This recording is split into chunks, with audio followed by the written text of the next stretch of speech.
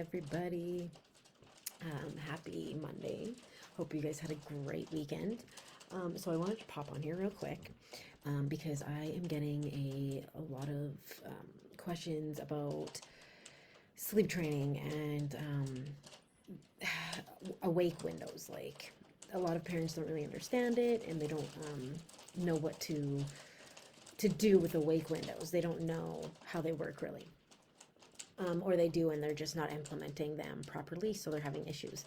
And by the way, it's hailing right now, so you can probably hear that. It's hailing and it's really loud. So yeah, hopefully you can hear me over the intense hail going on up in Roslyn today. Okay, so why I wanted to talk to you why awake windows are so important for your baby. So awake windows can contribute to overtiredness and undertiredness. And so when we're not having awake windows that are long enough, then it's going to contribute to undertiredness. And at the opposite end, when we're making the awake windows for our child too long, then it's contributing to overtiredness. And both of these things contribute to sleep deprivation or not good naps, naps that are sporadic, naps that are really not great at all. For example, my son, when he was 6 months old, I started a sleep program with him, and that is actually why I'm training to be a certified sleep consultant for infants and toddlers right now. But um, when I started training him, he was only sleeping for 20 minutes at a time. I had to hold him or be with him in some form for him to sleep. So I had created a sleep association, and his sleep was not good. So he wasn't getting enough awake time, and he wasn't getting enough sleep, and it was making us both sleep deprived, which can can cause an array of issues right away or further on down the line. Anyway, so short awake windows can lead to increased night waking.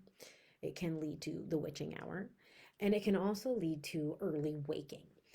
So on the opposite end of that, overtiredness can contribute to, well, naps not being long enough and waking, sporadically waking a lot.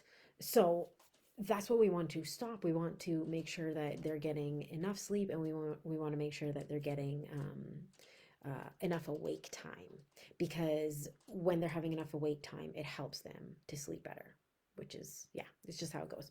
So the older the baby gets, the more important it is to stretch out their awake times. So when they hit 4 or 5 months, they're out of that newborn phase of sleep habits. So you want to give them longer awake times. You want to stretch that out. So you want to move away from the newborn awake times, which is usually only around an hour or so.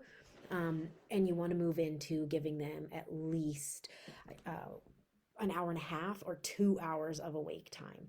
So if you feel like your baby cannot make it to that time, they can't make it 2 hours, then wean them into this. So what that means is by stretching their awake time by 5 minutes every day until they're awake at the right time. So stretching them out every 5 minutes will help them to increase their awake time, so that by the time that they are um, at that 2 hour wake window, they should be starting to sleep a little bit better. And the older they get, the more time they'll need awake. So every few months, you'll need to stretch it out by usually half an hour to an hour every couple months. So by six to 9 months, you would be having them sleep, or having them have an awake time of usually 2 to 2.5 hours. And then, yeah, you just keep working up. So that's really important. So it's super important to get these awake times right, so that the sleep goes smoother and that their awake times go smoother. Yeah, and that would be basically what it is. There's really not much more to it, but that's why they're important, because not enough can lead to overtiredness. I mean, not enough can lead to undertiredness, and too much awake time can lead to undertiredness. I mean, overtiredness, and both of those things can lead to horrible napping and horrible night sleep. Um, so yeah, that's all I got for you today. Just a little quick video. If you have any other questions or anything like that, you can definitely private message me about this. Also, I have a group called Educated and Empowered Truth Seeking Mamas. It's in the description above. If you would like to join that group, I'd love to have you. I talk about, I help moms on this crazy journey, but amazing journey of motherhood. Um, I help them with sleep training. I help them with perinatal mental health and also informed choice with vaccines, to name a few topics. So if that interests you and you want more information, come join my group. You can send me a private message if you need some help with sleep training your child, and I can definitely help you there. So, anyways, hope you guys have a great day, and we will talk soon. Bye.